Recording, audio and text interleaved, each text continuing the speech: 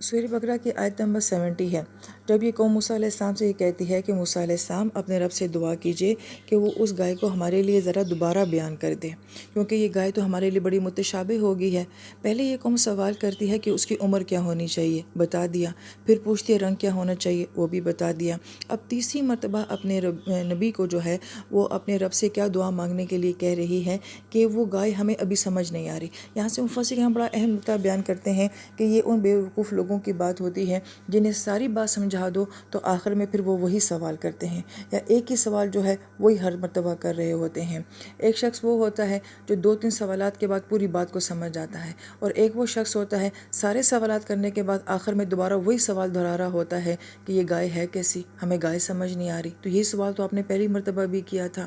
تو پھر اس کے بعد آیت مبارکہ میں یہ کہتے ہیں ان شاء اللہ لمحتدون، اگر اللہ تعالیٰ نے چاہا تو بے شک ہم بھی جو ہیں وہ ہدایت چاہنے والوں میں سے ہو جائیں گے۔ یہ وہ رویہ جو کہ بڑا غور طلب قرآن پاک میں بیان کیا جاتا ہے کہ محتدون کا مطلب باب افتخار سے یہی ہوتا ہے کہ ہدایت کا چاہنا۔ اللہ پاک یہ فرماتے ہیں کہ بندہ ہدایت کو چاہے گا، اللہ پاک کی طرف سے اس کو ہدایت ملے گی۔ اور بنی اسرائیل کی قوم یہ کیا کہہ رہی ہے کہ اگر اللہ نے چاہا تو پھر ہم بھی ہدایت چاہنے والوں میں سے ہو جائیں گے۔ تو گویا کہ انہوں نے اپنی ہدایت کے چاہنے کو بھی جو ہے وہ اس کا الزام اللہ تعالیٰ کے سر کے اوپر ڈال دیا ہے کہ وہ چاہے گا تو پھر ہم بھی چاہنے والوں میں سے ہو جائیں گے۔ ذرا سوچنے والی بات ہے، کیا یہ رویہ آج ہمارے اندر، ہمارے معاشرے میں موجود نہیں ہے کہ لوگ یہ کہتے ہیں کہ اللہ چاہے گا تو ہم نماز پڑھ لیں گے، اللہ چاہے گا تو ہم بھی نیک ہو جائیں گے، جب اللہ چاہے گا تو ہم بھی پردہ کر لیں گے، ہم بھی حلال کھانا شروع کر دیں گے۔ تو گویا کہ وہ عمل جو انہوں نے کرنا تھا اور وہ چاہت انہوں نے دکھانی تھی، اس کا الزام بھی کس کے اوپر ڈال رہے ہیں؟ اللہ تعالیٰ کے اوپر۔ اس کا مطلب ہے کہ ہم انڈائریکٹلی یہ بات کہنا چاہ رہے ہوتے ہیں کہ اللہ تعالیٰ نے ابھی چاہا ہی نہیں ہے، اس لیے ہمارا کوئی قصور ہی نہیں ہے، اس لیے ہم نے ابھی تک کیا ہی نہیں ہے۔ تو یہ رویے جو اس قوم کے بیان کیے جا رہے ہیں، یہ رویے ہمارے اندر بھی موجود ہیں۔ پھر اس کے بعد آیت نمبر 71 میں یہ کہا جاتا ہے کہ وہ گائے ایسی ہو کہ نہ تو وہ زمین کے اندر کھیتی کرتی ہو، نہ ہی وہ اس کو پانی دیتی ہو۔ یہاں پہ ذلول کا لفظ جو ہے وہ استعمال کیا گیا ہے، جس کا مطلب ہوتا ہے کہ کسی کو جھکا دینا، عاجز کر دینا، کسی کا بالکل سلنڈر ہو جانا، یعنی کہ اس گائے سے جو ہے کسی قسم کی کوئی خدمت لی ہی نہ گئی ہو۔ مسلمۃ لا شیۃ فیہا، اور ایسی صاف ستھری گائے ہو کہ اس کے اندر کسی قسم کا کوئی داغ بھی نہ ہو۔ اب یہ گائے جو ہوتی ہے ایسی بہت نادر ہوتی ہے کہ جو کوئی کام بھی نہ کرتی ہو، صاف ستھری بھی ہوتی ہو، تو کسی نے اس کو بہت ہی محبت کے ساتھ، چاہت کے ساتھ جو ہے وہ گھر میں رکھا ہوا ہوگا۔ قالوا الآن جئت بالحق، اب قوم آگے سے ریئیکشن یہ دے رہی ہے کہ ہاں موسیٰ اب تم نے جو ہے وہ صحیح بات کہی ہے، یعنی کہ اس سے پیچھے جتنے جوابات دیے جا رہے تھے وہ صحیح نہیں تھے، اب جو بات کی ہے وہ جو ہے وہ صحیح ہے۔ فذبحوها وما كادوا يفعلون، انہوں نے اس گائے کو ذبح تو کر دیا، لیکن یہاں پہ ما كادوا يفعلون جو بیان کیا جا رہا ہے کہ وہ ایسا کرنا نہیں چاہ رہے تھے۔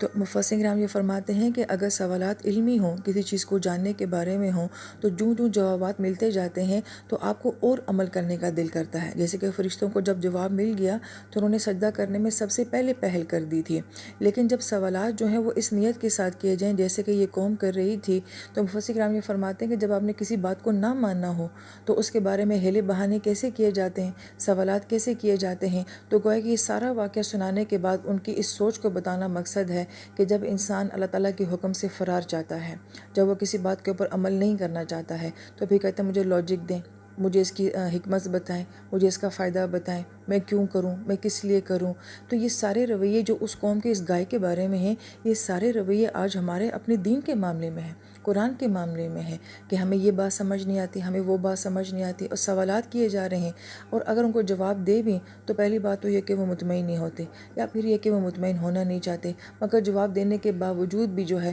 عمل ان کو کرنے کو دل نہیں چاہتا۔ تو گویا کہ اس واقعے کے پیچھے جو ہے اصل سوچ اور نفسیات کو جو ہے وہ سمجھنا چاہیے۔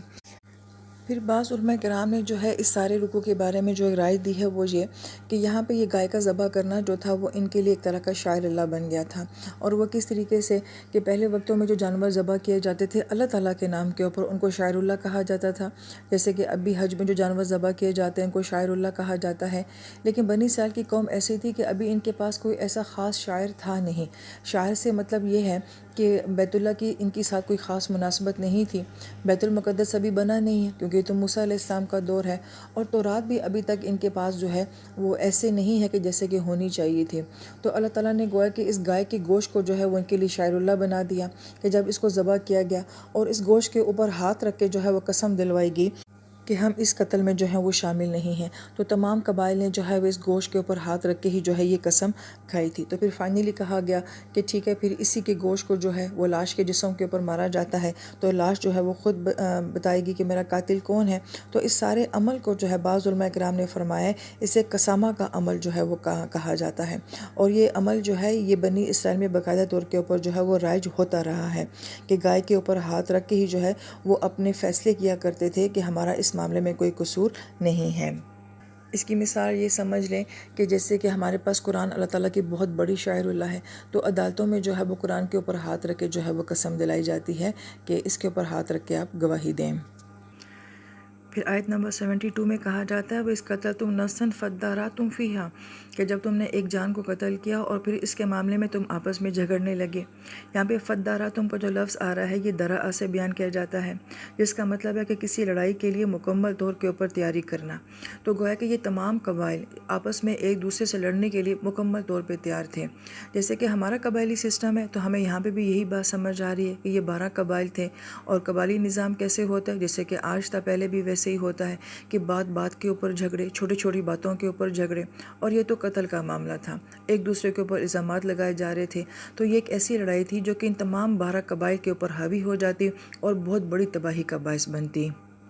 اور پھر آیت مبارکہ میں آتا ہے کہ واللہ مخرجم، اللہ تعالیٰ کی ذات جو ہے وہ نکالنے والی تھی ما کنتم تکتمون، جو کچھ تم چھپاتے تھے۔ اب یہ لفظ جو مخرج ہے، مفسر کرام فرماتے ہیں کہ ہم نے اس صورت مبارکہ میں بنی اسرائیل کے ضمن میں اس لفظ کو بار بار دیکھا ہے کہ بنی اسرائیل یہ کہتی ہے کہ آپ ہمارے لیے زمین سے وہ نکالیں جو زمین اگاتی ہے، اور پھر کہا کہ اللہ پاک نے زمین سے تمہارے لیے ثمرات کو نکالا ہے۔ یہاں پہ بھی اللہ پاک فرماتے ہیں کہ اللہ جو ہے وہ مخرج، نکالنے والے ہیں۔ یہ مخرج کا لفظ جو ہے یہ خرجہ سے ہے، اور خرجہ عربی زبان میں جو ہے اسی سے لفظ خوراج بنتا ہے، اور وہ کہا جاتا ہے کہ جسم میں جو چھوٹے چھوٹے نکلنے والے دانے ہوتے ہیں ان کو بھی کہا جاتا ہے،